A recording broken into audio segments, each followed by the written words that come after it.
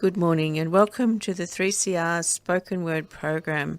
My name is Di Cousens and I'd like to acknowledge that we are recording on the traditional lands of the Wurundjeri people of the Kulin Nation, and I pay my respects to elders past and present.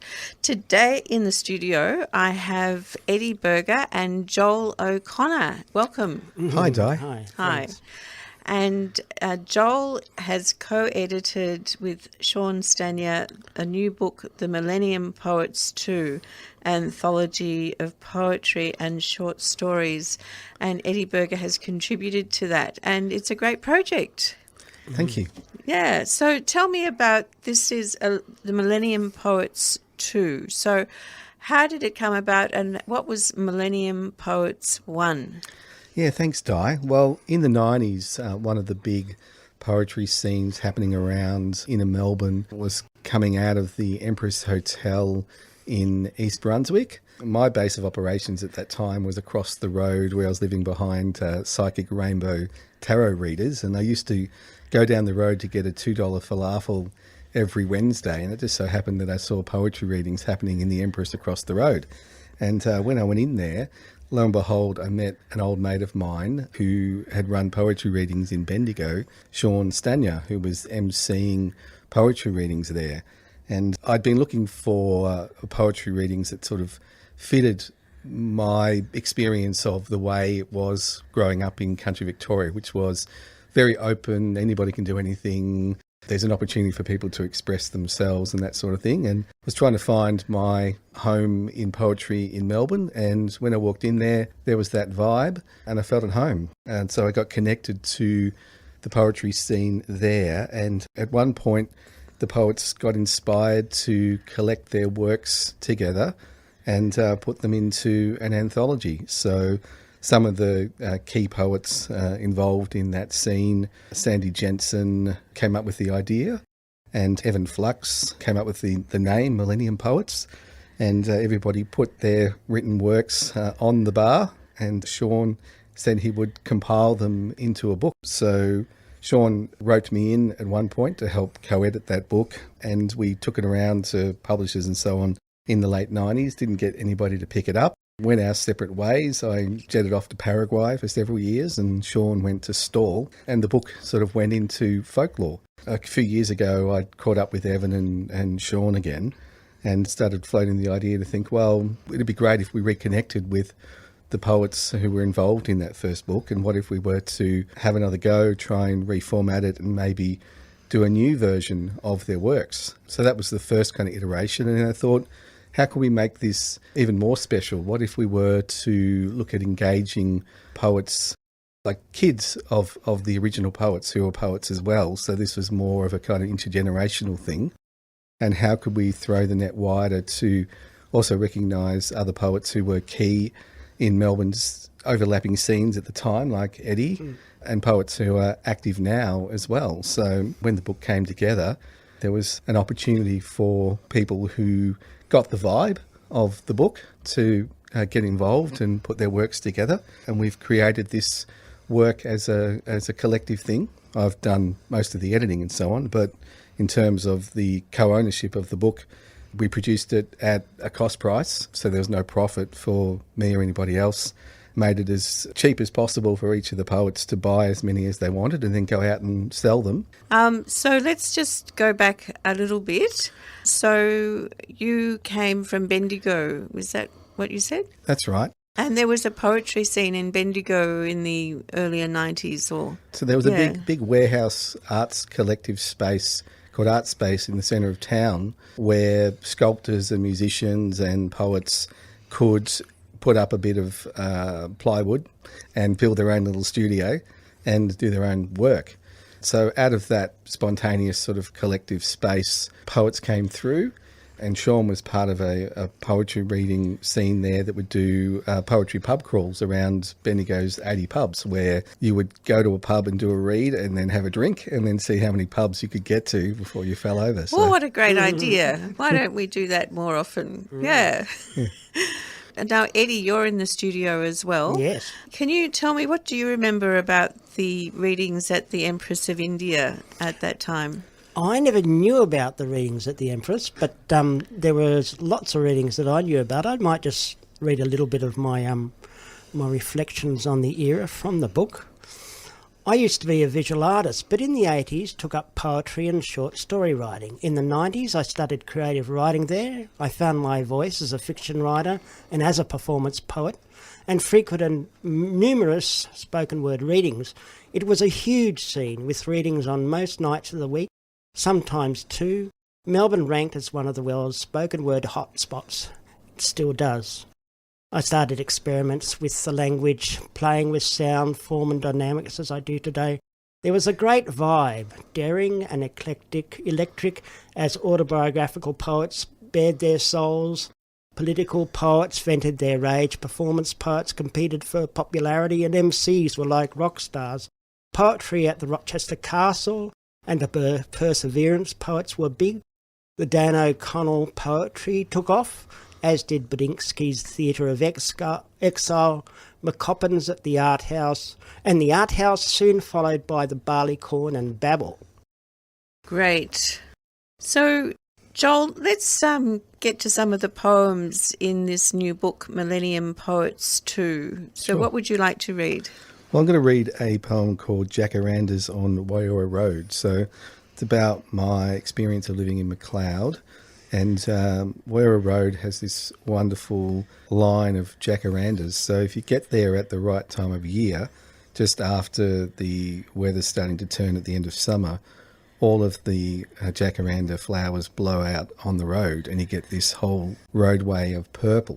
And I love little incidental experiences like that you get in the city or where you live, where you have to be in that moment to have that experience. And it's so ephemeral that these petals will only last for a day. So, you need to be there to see that beautiful experience and then it's gone. So that fits into my love of things like spoken word, where people are telling you their emotional news. So when you write it down or when you see a book like Millennium Poets, it's captured the emotional mood of the time. So the first book, the reason I got involved in it was to be part of making that happen and having that record of not just the facts of what was going on in the city at the time from a typical news point of view, but the emotional experience. So this poem sort of is reflective of that.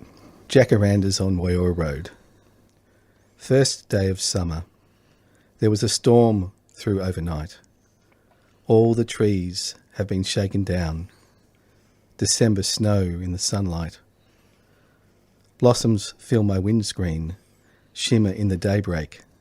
I flick my wipers on first thing, watch them glitter as they fly. We heard it come through last night, on the warm breeze around midnight. Dry leaves whipped the side of the house. We knew the morning would be changed somehow. It was a storm coming through, turning the tide, carrying the season on the wind. We woke up to a brand new dawn, in a summer state of mind. First day of summer, things have changed, I feel it. First day of summer, the engine starts, embrace it. First day of summer, the heat is on your face. First day of summer, you know this place. And when I hear that storm wind rise again, I know December's near an end. And if I look out my window, I'll see jacaranda flowers falling. I'll know the new year's calling me. Petals line the pathway, purple and silver far ahead, promising a new day. Beautiful. Yeah, there's something about the way the jacaranda heralds summer. It's such a significant indicator of summer. And it's a beautiful thing to drive around the streets and see all those incredible trees. Yeah. Yeah. What would you like to read next? I would like to read a poem that's inspired by our current shadow federal treasurer, Tim Wilson. Tim Wilson went on Q&A a little while ago and said that there's no point writing poetry because there's no money in it. And so I thought, Tim, well, there are people who write poetry that you probably would identify with. We know he has a giant painting of Ronald Reagan above his matrimonial bed. So there are people out there that Tim would identify with, like Clive Palmer and Gina Reinhardt, who've been known to write poems.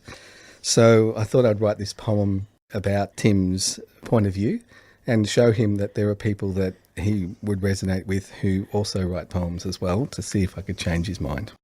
So this poem is for Tim Wilson. Alan Jones likes poetry. Did you figure him for that? John Laws writes it. Clive Palmer recites it. Poetry is where it's at. Even Gina had a crack and stuck some on a rock, and Howard might have dug Dylan's, but while he said the music was good, he said the words were schlock. Nero made everyone listen to his, so they burned Rome to the ground. Mussolini knocked out verses, Mao did too, then filled up the hearses, no wonder no one frowned. But Tim Wilson doesn't like it. Why would you bother, he said. No point writing poetry if it won't make you a crumb of bread. Well, some people just don't get it, that poetry's totally right-wing. They might have paintings of Reagan over their beds, but see no point in the rhymey thing. If they did, they would have twigged that there's power in the words. That's why every rich bore wants to be Shakespeare. Just don't tell them that they're nerds. Great. Yeah. And I mean, these people, I don't know where they find them. Anyway. Okay, so Eddy, what would you like to read? I'd like to read a piece called Death Awaits the Din. I will say about my poetry that, I tend not to do realism or really inspired by the everyday portrayal of things, though my work has lots of images and snippets from real life, but I like to turn things on their head, and I'm playing with language and form and images. And, okay, here we are. Death Awaits the Din. The days are dead. Frail bodies flop. A car ran over a foot. There's an acorn in my ear. I tweaked something and it responded appropriately. The night is ruptured by rapturous applause. Sedate sentinels stumble along. The coffee mug fell over. I hate dogs. With my cane I felt some sort of substance. A year is a lifetime. My diary is full. Death awaits the dim. Senses sense. I prattled off a series of things in a very prattling manner. The dawn is dreary, but I remain on top. I like being a spaceship. The earth is a tip. Sedate sentinels slapped out a syncopated beat. 1 second in the history of the universe. The carrion ran off with my foot. Better wafer pin. Irate frogs. Yay. So, now, Eddy, you're a bit of a surrealist, aren't you? Yes, a bit of a surrealist, absurdist and postmodernist. And we just had a week ago, the Surrealist Festival at, where was that held? That was at the Temperance Hall in South Melbourne. Yeah, it was a wonderful event. I presented a surreal play of mine, a short play, and did some random costume performance with Lulu, my partner, and performed with her crazy new puppet costume character. Incredible. And how did you get interested in surrealism and absurdism and all those unusual forms? Well, mostly I just found that, firstly, postmodernism, I realised, that's what I'm doing. It was kind of like that. I did a short story at RMIT, Professional Writing and Any course, years ago, and Anya Orwitz was the teacher, and she would be presenting very different sorts of writing. And a lot of them were experimental forms. It was those experimental forms which really got me interested in trying unusual things. I also found that my work just happened to fit in with absurdism and surrealism. Yeah, I just like doing weird things and inspired by imaginative works. Great. Yeah, Anya Volvich, I never met her, but she has a great legacy in Melbourne poetry. Yeah, famous. I think she was born in Poland and emigrated here, and but taught at RMIT for many years. And it was a great exponent of experimental and absurdist work. A great reader of her work too. Yeah, very much a performance reader. Okay, so this is the Spoken Word program, and I'm talking to Joel O'Connor and Eddy Berger about the brand new book, Millennium Poets II, which is launched at the end of March at the Empress of India Hotel. And how do people get a hold of a copy if they want to get a copy, Joel? Yes, there's two ways that people can get hold of the book.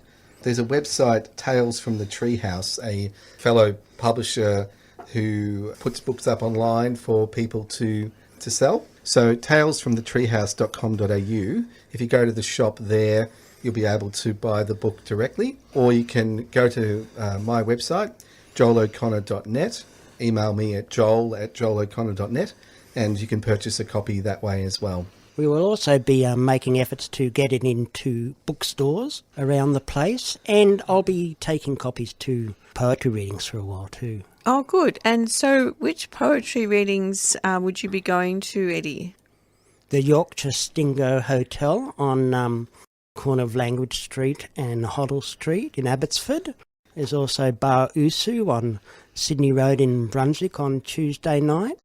There's the Motley Bauhaus on Johnston Street or Elgin in Carlton on Wednesday night, and Creatures of Habit on Brunswick Street in Fitzroy on Wednesday, every second Wednesday night.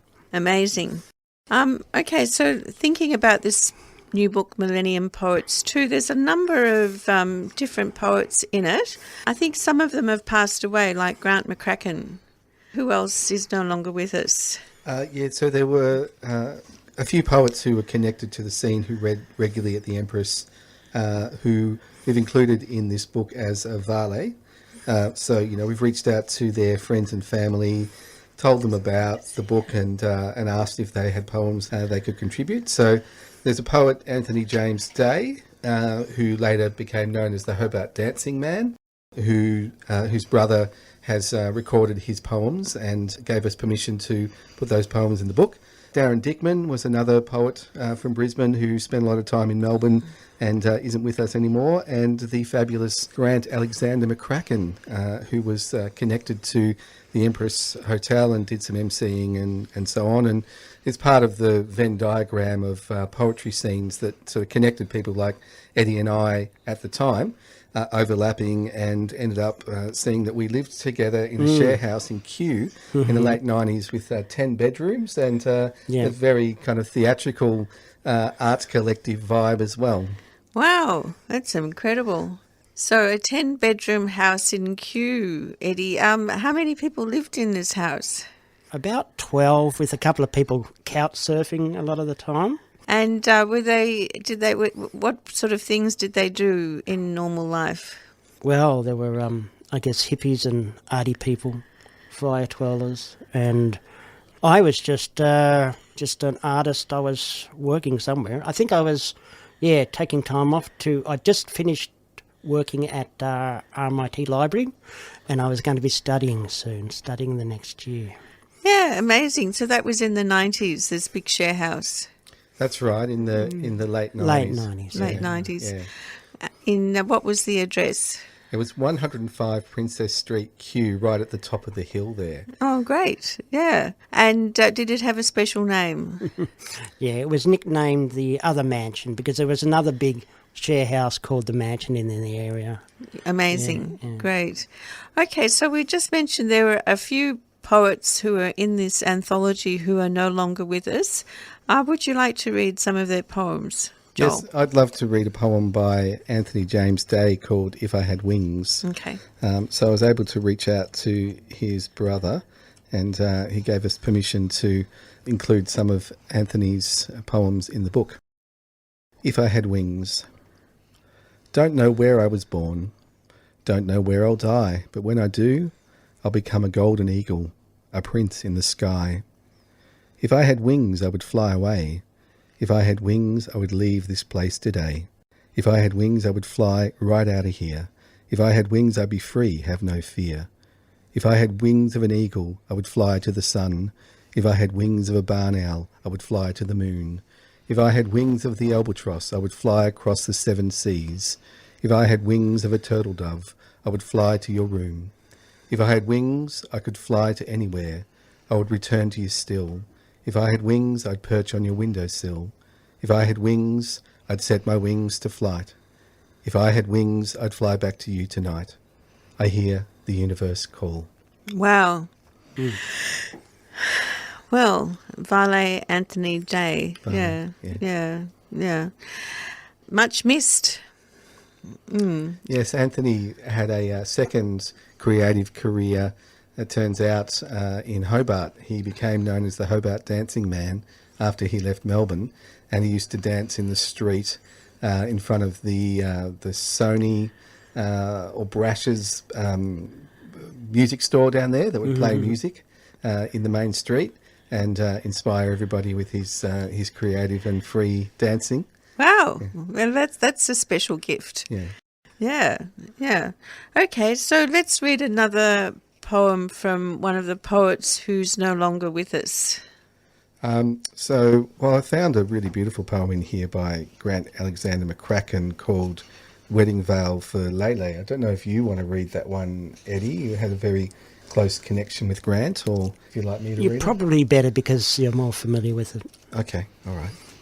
There's a lot of love in this poem. I really like it. Grant McCracken, Wedding Veil of Lele. I take a rainbow and fold it around your head to make a crown, the crown of love. I take something invisible, not body or solid, more spiritual, like a cloud in the form of your heart, and I feel its warmth, a grey subtle feeling, not loud. Married sister devotion, blessing speeches from the preacher, with an emphasis on this human union and not God's intrusion. And I take a stance, a slant, proud. I take your hand and put it in my clown smile. Makeup is always necessary when you've been crying. I take a memory of when we played, piano keys and guitar strings, trying in vain to strike a harmony. I take a wish you made when you were very young and fell to the ground, that if you were a boy then it wouldn't hurt anymore because you are tough. And I've turned it around, seen myself as a girl. Believe me, we're better off as we are, though I've got great legs and fishnets. You wouldn't suit sideburns. I take a glass and skull, this abyss, salute the marriage of two people in the eyes of the church, the world and the whole universe. My sister, I love. You're in my thoughts, my hearts and veins. Little sister, take care of yourself and stay happy, and I'll take the same. Oh, lovely poem. So, yeah, Grant, I only knew him at like the Dan O'Connell and not in earlier venues. But at that time, he'd had a car accident and had some traumatic brain injury. So was this written before then? Yeah, so when he was reading at the Empress in his full flight, in the early to mid-90s, when he was up and about in his big Stetson hat and his full leathers, he was a very theatrical poet. So this sort of poem probably doesn't do justice for the way that he delivered it with, all of his volume and theatrics and physicality as well. But yes, he was very dynamic and people remember and love him for that. Yeah, he was a great character. Now, there's a poem in here that I particularly liked by Daniel Dupree about his cat. His cat Maxie, who just happens to be a valet, kind of poignantly, because Maxie passed away only a couple of weeks ago, and Maxie was Daniel's best friend for about 20 years. Daniel Dupree for Maxie, my cat. I hope they find our skeletons together, the archaeologists of the distant future.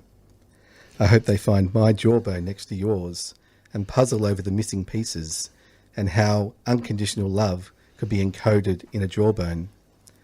I hope they find us this way then. Beautiful. Yeah, and there's a little note underneath which says Max passed away suddenly on 4th of January 2026, aged 17 years. A few years after I'd written this. I had no idea when I got him at 10 months old just how incredibly strong and intense the bond between us would become. So, well, what a rich mine of wonderful material there is in the new book, Millennium Poets II. Yeah, it's been wonderful to see it come together and to see it inspire a new generation of poets as well, and for them to get a vision of what their art can be. So some of the younger poets that have been involved in this have really got a fillip out of it and have got inspired then to go on and start exploring their art go back to TAFE and this sort of thing. So I love an art project when I see it develop a life of its own inside each person and give them, inspiration to go on and do other things. And this project has got that. Yeah, and it also has a wonderful record of material from many of the different Melbourne performance poets who aren't readily collected or easily available. So it has a special kind of place there as well. Yeah, so some of the poets in like Jez P.A. Spielman, who reads regularly and, is connected to poetry scenes that Eddy's involved in, told me this is the first time he's ever been sort of formally published in a book. So feeling really inspired and proud to actually be printed and having the chance to do that is something that this book is giving poets like Jez as well. Yeah, great. Yes, it's a really good contribution, and I hope it gets into some libraries. So I've been speaking to Joel O'Connor and Eddy Berger. Thank you both for coming in. Thanks so much, Di. Thanks, Di. And can you just remind me of the name of the website the book is available from? That's right, talesfromthetreehouse.com.au/shop. Great. Okay, and my name is Di Cousens, and this has been Spoken Word Program. 3CR.